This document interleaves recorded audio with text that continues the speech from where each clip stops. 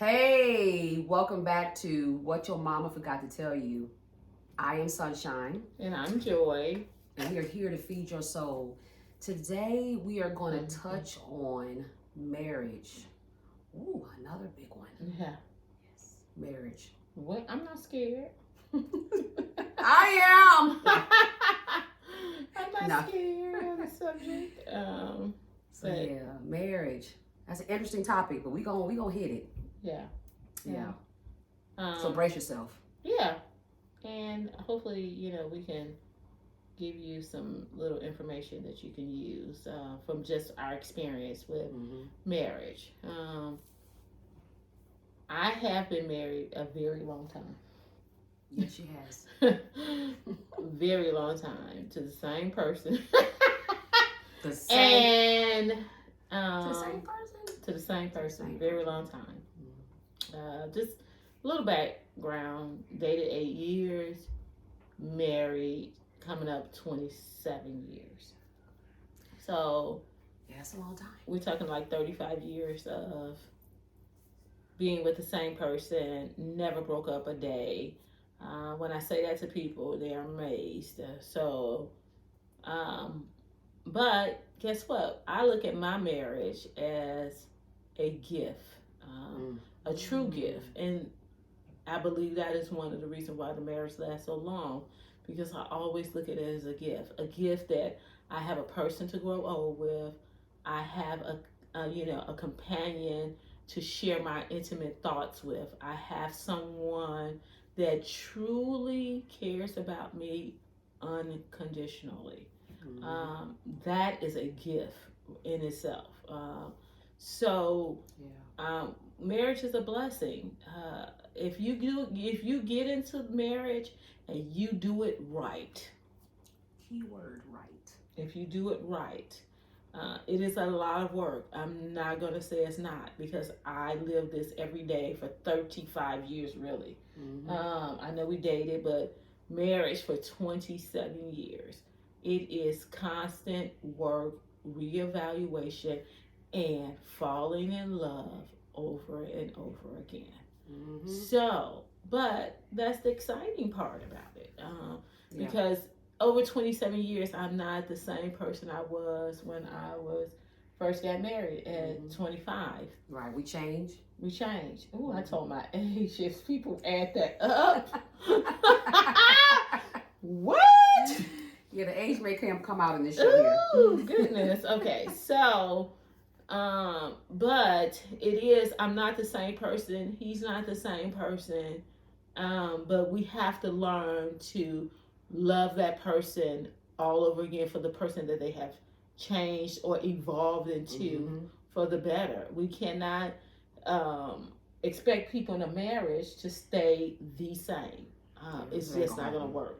Nobody stays the same over 27 years. Right. You can be single by yourself and you're going to do some changing. Right. We all going to change. Right. It's just, but you have to always remember the core of the person is always there. Right.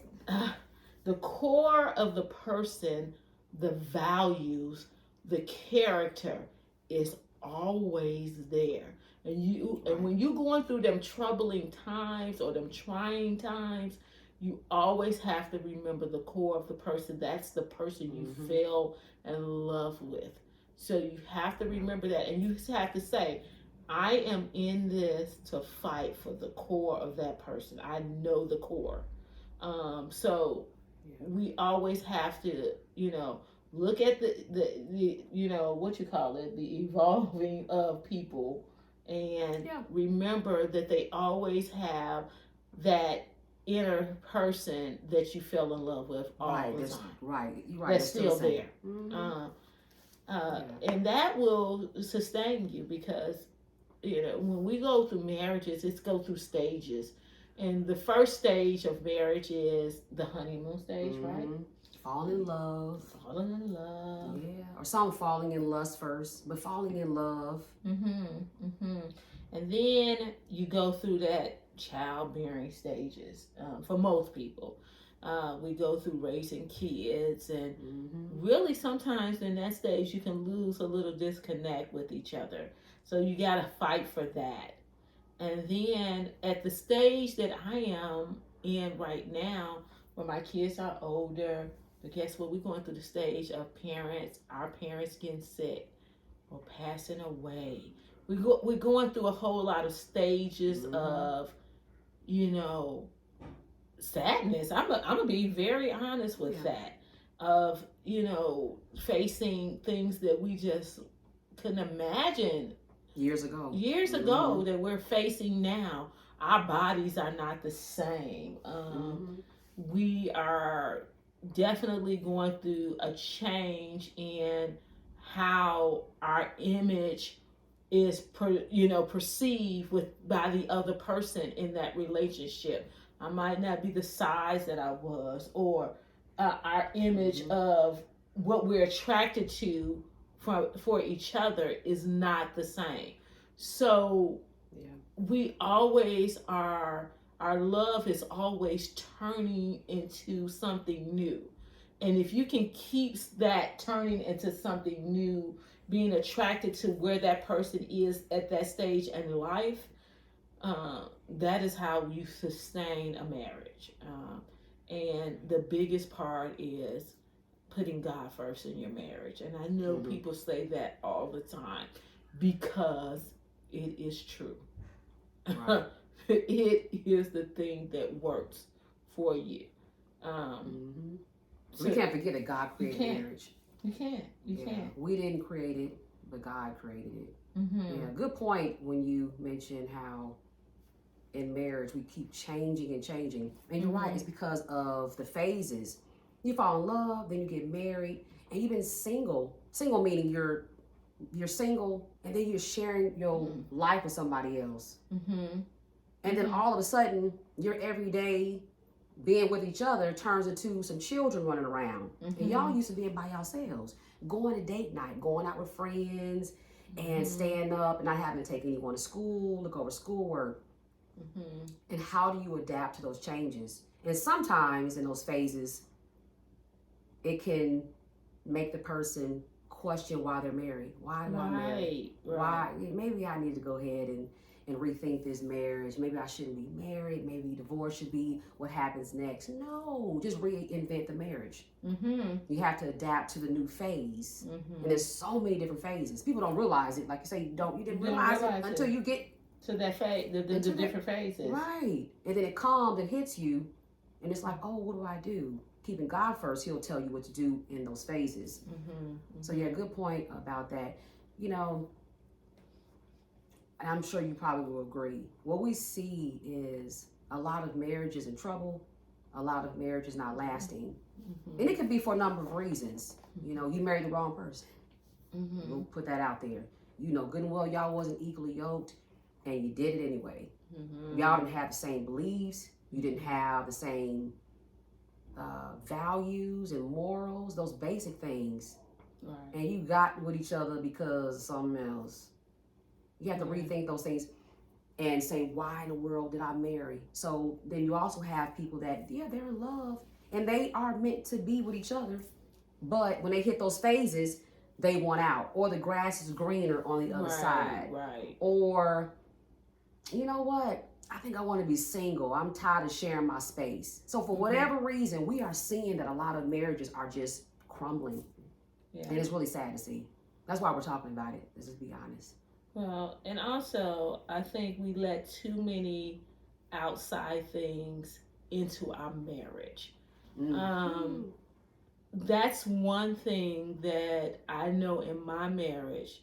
I do not share a whole lot, or I don't cross that boundary to where I'm sharing things that my husband don't want to share. I am more of an open book person. I'm like, I'll talk about things. But my husband is way more private. So when I am doing things or moving in a way that is a decision or it affects our unit, I have to consider how he feels. And how he believes that he wants to keep things private. But he has to also consider how I'm a little bit more open. So we have to find, marriage is always a balance. Right. Knowing the difference. And some people don't know how to get that balance. Mm-hmm. They don't. And that's where things crumble because of the communication or recognizing, oh, I have someone that's a little different than I am. Mm-hmm. So I can't do it that way. Marriage is compromise. If you are not a person that like to compromise, don't marry. Right. That's that simple. If you are all about you, don't get married. It is not going to work. Right. Don't get married. Yeah. Because you are just going down that road of being disappointed over and over again. Because it's going to disappoint you because your feelings or what you want is not always going to be the outcome. Mm-hmm. It's not. So if you go into marriage knowing that, because the love for the person that you're marrying is going to make you want to compromise, because that love for that person and the love that they give you, you want that more than you want. I want what I want. Right. So compromise will come easy to you because the love that you have for that person is the most important thing in that relationship, not what you want. Right. And not having too many expectations. What I've noticed from what I see around is too many expectations. Mm-hmm. We go into marriage with too many expectations that really aren't going to be met. Right. So you're going to be setting that person up for failure. They didn't do this. They didn't do that. They supposed had done this, supposed had done that. But when you meet the person, you fall in love for what you fall in love with, and then you forget that as time goes on. Now you start to expect this and expect. I'm not talking about respect. Yes, you want your spouse to respect you. Yeah. And yes, you want to be treated with kindness and love. Of course you want that. Right. But when you start expecting, let's say you expect your spouse to not work on Fridays. I just threw that out there. Mm-hmm. You might be setting him up for failure. Right. Because his employer wants him to work Monday through Friday. You could have avoided that argument. Mm-hmm. Pick your battles. That might not be a battle you want to fight. Right. Monday through Friday, let's keep it moving. Let's talk about something more serious. Like, is he treating you right? Is your husband or wife respectful to you and to the children? Mm-hmm. Is he coming home every day? Right. You know, is he taking your thoughts and how you feel into consideration? Focus on those things, and that will tie you over. Every time you have a doubt in your mind, like, oh my goodness, I think I want out. Mm-hmm. Just remember that. Stop having all these expectations. He loves you, she loves you, you love them. Pay attention to the character. Right. And their intentions. Not all about these expectations. Yeah. Mm-hmm. And I just want to say this. In my marriage, we never say that word or consider quitting. When you take that word away, and it's almost like a forbidden word. Right, like that's not an option. That's not an option. We're not leaving each other. I know one time, I know I'm getting a little deep, that we were, having a conversation about how I felt, and that's a key thing. Listen to what I'm saying. We were having a conversation about how I felt. You have to have them conversations, okay? Mm-hmm. Communicate. So I was saying how he said some things to me that made me feel a way. He would never know that if I didn't say that I don't like the way you say that, right? Mm-hmm. And his question to me, so what do you want to do? And guess what the answer was? He wasn't saying what you want to do. Do you want to leave? All that. Right. My answer to him, which was his question, was great, because he's recognizing that something is wrong. Mm-hmm. And he said, what do you want to do? He said, I hear you. Now let's figure out what we want to do. Right. So you got to hear the person. Right. A lot of listening. A lot of listening. You got to hear the person. Be slow to speak and quick to listen. Yeah. That's what's missing in a lot of marriages. Yeah. We have to communicate. I truly believe that communication is key. That's in other relationships too, but we're focusing on marriage. Communication is key. Be able to talk to your mate. They should be your best friend. Mm-hmm. They should be your best friend. Of course, that they're your lover as well. But don't take away the communication and being friends. That should be the person that you can talk to about anything. Mm-hmm. Actually, not your best friend, not your friend mm-hmm. that lives somewhere else, but your mate should be your actual best friend. You got friends, I get that, but he or she should be your best friend. Yeah, and communicate. Because like you say, if you don't talk about it, they won't know. They won't know. You got to express how you feel, and then acknowledge the person that you're expressing it to, which is your mate, have to acknowledge what you are saying and make that valid. Mm-hmm. Make what you're saying valid, not dismissing what you are trying to communicate with them. Right. Mm-hmm. And that goes a long way in the survival of your relationship. Mm-hmm. Because we can damage relationships all the time. I know that I use that language, but it is so true that how we damage relationships, and sometimes we damage them to a point of no return. And you don't want to get to that. So communication, being clear about what you want, for one thing. Mm-hmm. Women, being clear about what we want. Mm-hmm. And then, expressing how you want that to happen, that gives your mate a clear path of making that happen. So please be clear about what you want. Mm-hmm. First, be clear with yourself. Determine what you want, and then express that to your mate. Right. Because you don't want them to be confused about where mm-hmm. the conversation is going, or what you want, or what you mm-hmm. do you want. No, spaghetti or Cheerios or whatever. Right. I mean, come on. We expect too much of our mates with our happiness. We always be in charge of your own happiness. Right. Make yourself happy first. Mm-hmm. And then that extra happiness that they give you as a bonus, right? Right. Okay. And in these marriages too, you got to have unconditional love.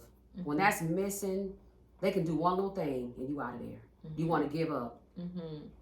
You're supposed to have unconditional love. Love them no matter what. Y'all met, y'all fell in love, and you married them for a reason. And you got to know that sticking with them through thick and thin mm-hmm. is what matters and what you ought to be doing. Of course, a lot of people are not doing it, but having unconditional love, not conditional. Mm-hmm. I'm going to love you if you do this. Right. You already made that decision when you decide to marry them. Right. I'm going to love you if you do that. That's conditional. That's conditional. It should not be based on conditions. You already married them. Mm-hmm. Y'all equally yoked. Mm-hmm. Y'all respecting each other. And you all are compassionate, and you all are doing all these great things. But understand, when some bad days come, you want to love them anyway. Right. When they start to gain weight, or some people lose too much weight. Too much meaning something might be going on, and they don't look the same. They have muscles, they don't have muscles anymore. They losing their hair, it's thinning out. Mm-hmm. So many things. And you start to say, wait a minute, you know what? I ain't feeling this. But if you love them unconditional, you'll love them through all of that. Yeah. They're good, they're bad, and they're ugly. Being their cheerleader in the midst of all of that, no matter what. Yeah. I'm here for you. But we don't see it a lot. At least I don't see it a lot. Yeah, I know we have discussed, and I've said this to you. I've been married a long time, and if you see people getting divorced, and I'm just sometimes I'm going through the same things as other people are going through. Because just because my marriage is 27 years, don't mean that I have not been through stuff. But what's the difference? I have asked you that. What is the difference? Yeah. And that's the key thing. The difference is we are in it to fight for what we want. Right. We are in it because we think that God has brought us together and has blessed this union. We are in it because we know we love each other more than anybody else that would love us, okay? Or would do whatever it takes to make us happy, even when we're mad at each other.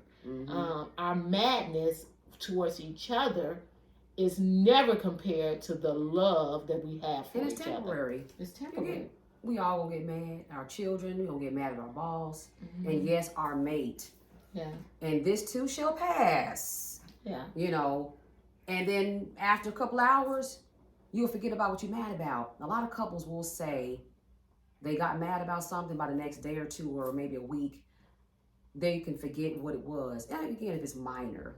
But I understand there's something that can be going on that could be a little more major, and you might need counseling. You may have to go see your pastor. And if you need to do that, go do that. Don't be afraid to go get some help now. Okay? Because let me tell you, when your car breaks down, you don't sit there and look at it. You go get a mechanic and get it done. Right. You know, when you have some plumbing issues going on, you don't just sit there and look at it. Let the water just keep on coming through your ceiling. Right. You call your plumber. But when the marriage is breaking down, we don't call on the doctor. What I mean by a doctor, the person that is going to heal that marriage. Right. That doctor. You know, your counselor, your pastor, praying more. So keeping prayer in your marriage. It needs it. Like I said about parenting, try to do it without God, and it probably won't be it won't be that successful. There's going to be something missing. You 1 foot out the door. So we have to remember what the reason is we fell in love with the person. Love unconditionally, and stop giving up so easily. We invest in so much. We'll invest in stocks, and we'll invest in cars. We will invest in clothes and shoes and jewelry, houses. But many of us, too many of us, will not invest in marriage, which is a very important union. Yeah, and that investment, it looks like where we are checking in with our mate, seeing if they're okay, asking do they need anything, always saying thank you, showing them that they're appreciated. That's investing in the success of your marriage. When you are checking in, validating, and putting your mate first above everything except God. We know that God comes first. The order. That's another thing. Let's do the order. God first. God first. And your spouse. Your spouse. Let me pause right there. Okay. So many people think that third thing you about to say, a third group, right? You know and what I'm about to say. Group actually is next. So many people actually believe that. Right. I hear it in conversations. And then your children, and people. So God, your mate, your spouse, and then your children. Then your children. That is so important. People say when you say that, oh, you don't love your kids. Yeah, you do. And I love my kids enough to make sure that my marriage is intact. So we can work as a unit to make sure that they are taken care of, to where they don't want for anything. And when I say don't want for anything, I mean mentally, love. They're not going through hearing us argue all the time and all, just a dysfunctional unit to where they're not being taken care of. It breaks, it starts with us, and it's going to break down with us if we don't have this union intact. So you have to realize that your kids are not before your mate. And we get that order out of line all the time. Putting your kids first before your mate, letting them eat before your mate, letting them, go hungry. When all the kids ate, but the husband hadn't eaten. Right. When my kids were smaller, and my husband, if he was asleep, you better be quiet. Or when we knew when he was coming home, you better get your shower in before he get here. Because when he walks through that door, I know he's going to the shower. and you all better not be in that shower when your daddy walks home. It just teaches them respect for their father. He had requirements for them, to make sure that they took care of me, open doors, and not say disrespectful things to me. That's just showing them that respect for me. So the order, we have to keep the order in our house. When we get out of that order, it messes up the unit. So please keep that in mind. And we're not saying your children, neglect them. No. Feed your spouse and don't feed the children. Or make sure your spouse has clothing and your children don't have clothing. We're not talking about that. Some examples she shared is what we're talking about. We're talking about making them feel important. So when they come home, they don't want to have to fight for the bathroom. No. They out working all day, paying the majority of the bills, in most cases. And they got to come home and share shower time with a little person who should have showered an hour before that. It's all about respect, making them feel neat. They come home, they're coming home to their castle. No matter what the size is of the house, they're coming home to their castle. They want to be able to take the shower, whatever it is, shower, eat. Well, all the children have eaten, and there's nothing left for you, right? Like, he bought the food. He bought the food. So little stuff like that. You want to make sure your mate, and if you're a husband, same thing. You don't want to, neglect your wife, and you're sitting here buying your children this and that and this toy and that toy, but you've never bought your wife flowers.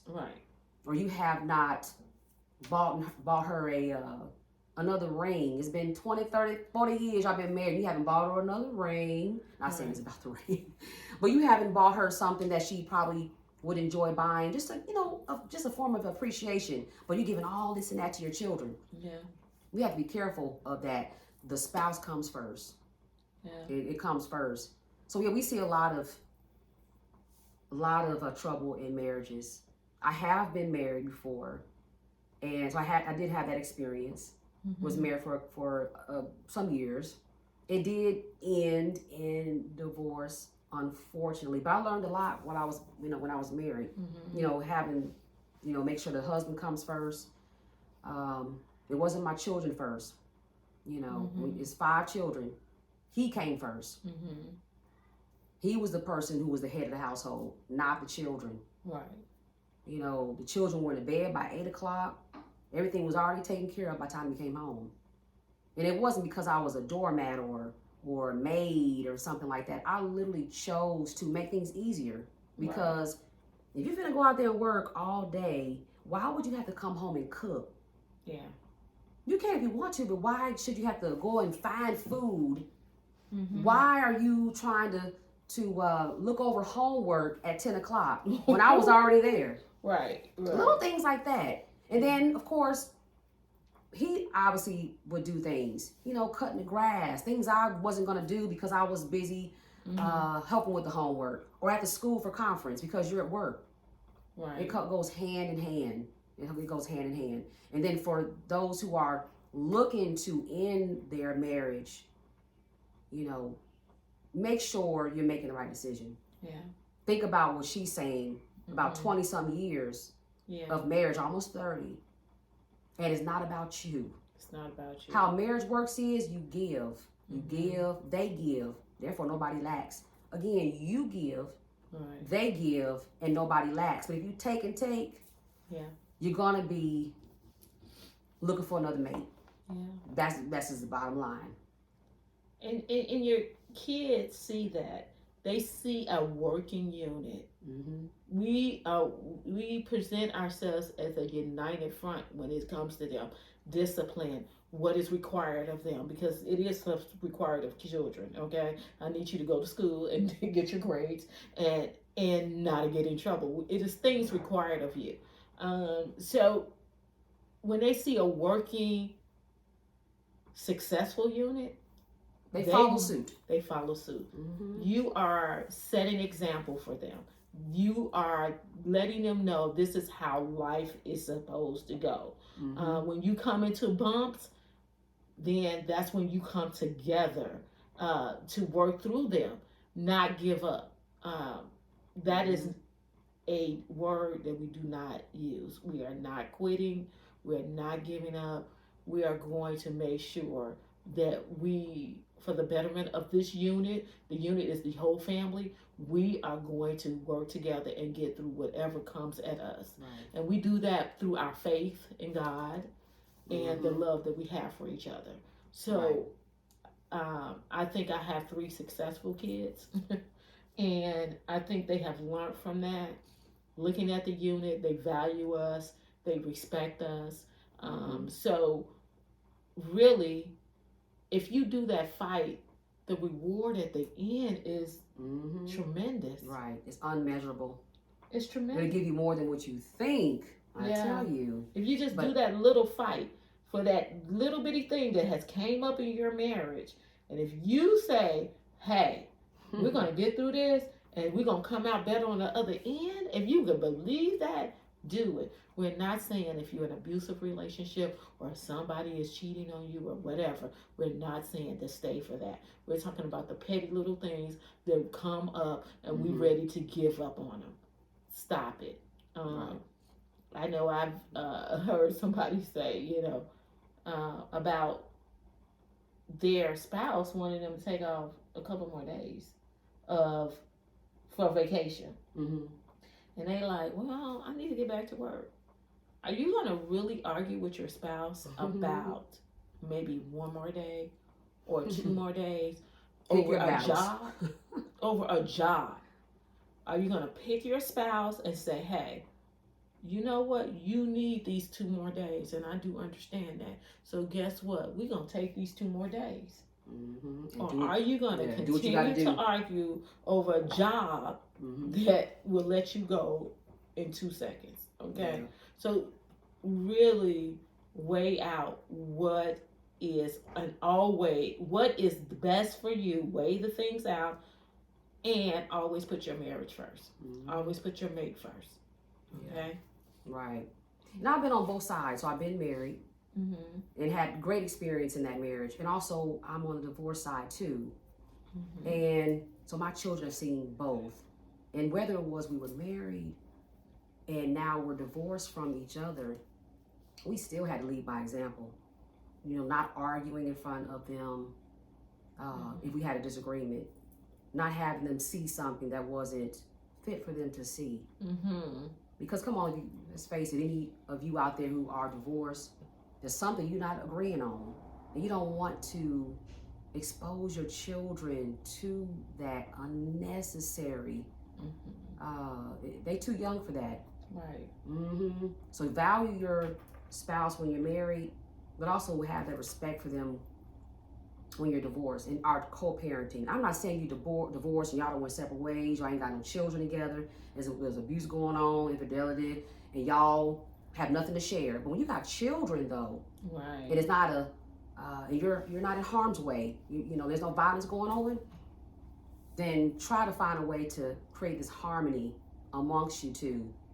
And your children will see that. And hopefully, just hopefully, it will help them in their relationships when they get older. Even though you're divorced. So again, I'm just coming from both sides, the marriage side and unfortunately the divorce side. Because we have to teach our kids, even if you're divorced, it's still a family. You're still a family. Still a family. Still a family. And you have to make a way that the family still survive even through divorce. Right. But we're hoping you're not getting to that point. Right. If it's over petty stuff. The grass looked greener. I would hope that more and more couples will do their homework, do your due diligence before you get married. We won't talk about that too much, but make sure you're marrying the right person. You guys are equally yoked. They have the character you want. They're humble, respectful. You got the same morals and values. Right. And y'all have some common interests. You don't have to be exactly alike. A lot of people think you do. No. Most people that are married, and I know a bunch of them, they are completely opposite. Right. What time they go to bed and what time the other may go to bed. Come on. Are you trying to say something? I'm talking about myself too now. Right. Wait a minute. I looked at her What time like she telling about mine. I am a late bird, okay? And when I was married, I was the person that got up later and they got up earlier. Mm-hmm. That didn't mean we were not compatible with each other. We were just different. Yeah. Some people like to swim, and some people like to camp outside. Some people like the outdoors, and some people don't like the outdoors. Right. Being different is okay. No, you want to be compatible, on the same page. Right. Do you all want to believe in the same God? Are you all both wanting to have children? And we've touched on a little bit of this in another one of our videos. But if y'all got that going on, and you're married and going through some trials and tribulations, think about why you fell in love. Even if you have to go back to the place you met. Yeah. Go back to the place you met. Take a trip. Maybe your marriage is lacking a date night every week, a vacation annually, little gestures of affirmation. Which, there's a book out there, 5 Love Languages, by, I should have had the name memorized. And the 7 stages of love. 7 stages. So look it up, make that your homework. Yeah. I didn't think I was going to mention that book today, or else I would have had it down in my head. Right. But the 5 love languages, and also the 7 stages of love. 7 stages of love are really good, really. Yeah, look those things up. Yeah. In the 5 love languages, back to the expectations. Learn what your love language is, and learn what your mate's love language is. Right. Sometimes what your love language is, you expect your mate to give you that. You expect your mate to want that same love language you want. No, they don't. Right. Your love language is your love language, and hopefully they'll figure it out and give you that love in that language. And learn what their language is and give them that love language that they want. Yeah. It's so different. But we have these expectations, and we expect them to do something they will never do. Yeah. I hate to say the word never, but they won't do, because your expectations are completely out of whack. Yeah. Learn the 5 love language, and then the 7 stages of love. It's a really good book. It really is a philosophy. You'll see the 7 stages of love. If you type it in, you're gonna be like, dang, it's everywhere. It just tells you where you at in different stages of understanding, giving, respecting, supporting. So please read that, and it'll tell you what you need to do at them different stages, and how to recognize, and how to be in them stages, and what to do. Where you can recognize where your mate is at, and I got to be supportive. So let me get into support mode, and not be negative in them situations. So I do want to say this, and people might not want to say it, but you have to have a healthy, intimate relationship with your partner. Yeah. It is very important. Intimacy is very important. You cannot hold that from your mate. Right. I know a lot of us might struggle with intimacy, but we have to find a way to get to where we are intimate with our partner. Right. Do foreplay all day. Some people wait until right. Some men will walk into the door and just assume the position. No pun intended, but hey, it is what it is. Or the other, the wife might. Then again, the man's probably always ready. But anyway, foreplay all day. Yes. Talk, flirt with each other on the phone before you come home. Send texts. Hey, we in the society now. You texting all day. Send a text. Yeah. Send something to them. Have or send it to you. Hopefully they'll send something to you. Have a quiet night where you're watching a movie, talking, and actually looking at each other in the face to face. Right. And touching each other. Yeah. Yeah, I agree with that. You gotta keep. You gotta keep that intimacy going in a relationship. That just brings you closer together. That's something you gonna share with you ain't sharing with nobody else. So that is very important, and it takes the tension out of things. Right.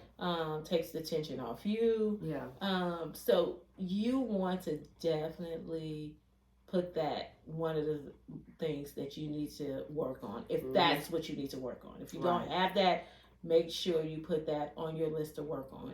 It's so many tools out there. It don't take that long. No, it don't. It's so many tools. Tools out there. No, to accomplish what she's talking about, intimacy, it don't take that long. Sometimes, 5-10 minutes, that's all they want. Right. And that's it, Right. So, hey, I'm just keeping it kind of real, sort of. I'm really keeping it real. It don't take no hours to please that other person. It don't take that long, And again, it's not about you, it's about them. When you become one, hey, your body is not just your own. I ain't talking about somebody taking from you. That's something different. Right. That's a whole other conversation, y'all. But we got to say those things because sometimes people can misinterpret what we're saying. Right. Which doesn't happen, I don't think, too much. But you understand what we're saying. Right. You become married, your body is theirs and theirs is yours. Yeah. And it relieves a lot of stress. You come together, God made marriage and God made intimacy, sex. He made all of that. So keep it in your marriage. If you don't, the devil will come in and he will tear it up. A lot of people think like, oh no, it won't. Yes, it will. Yeah, it will. Ask anybody you know. Soon as sex is separate from your marriage, you not talking no more. You are not enjoying each other. You're not trying to go to date night. You're not trying to make it work. Because you don't have that. You're not wanting that person to touch you or kiss you. You have to incorporate them things in your marriage to make sure that your marriage is equipped to survive anything. And intimacy is a big part of it. Right. You gotta have sex. You probably should have started out with that first. I should have said that. I should have said intimacy. You got to have sex. Because a lot of people watching probably like, dang, I just realized it's not working out because we're not doing that enough. So we probably should have started with that. So yeah, have some intimacy and make sure you're having date night. Yeah. Make sure you're putting your spouse first, not third, not fourth and fifth, not after your cousins and sisters and brother names. And some people don't realize too, your mate comes before your parents too, actually. Ooh. Again, we're not neglecting parents. We're not neglecting children. No. It is God first. It is the spouse and it's the children. And if you marry the right person, the parents will not be neglected. Right. They'll make sure the children will not be neglected. Right. You all will be on the same page anyway. Right. Okay? Let's get that straight. So make sure you have respect and use tools. Get a counselor. Call your pastor. You trying to take my word? Yeah, use some tools. Right. Well, these are tools. And make sure that if it is a book, read it. 5 Love Languages, The 7 Stages of Love. Another one I cannot leave without saying, and bear with us, guys. We try to make these videos as short as we can. But this one right here, just put it on pause.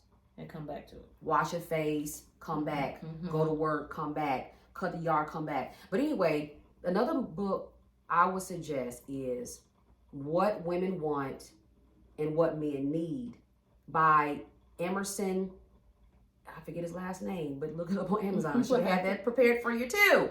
That'll be your homework. We ain't gonna do it all for you, but no, we'll next time have the books right here in front and center, sitting up here like these other props here. Yeah. But the 5 Love Language, 7 Stages of Love, and What Women Want and what men need. Women want love. Yeah.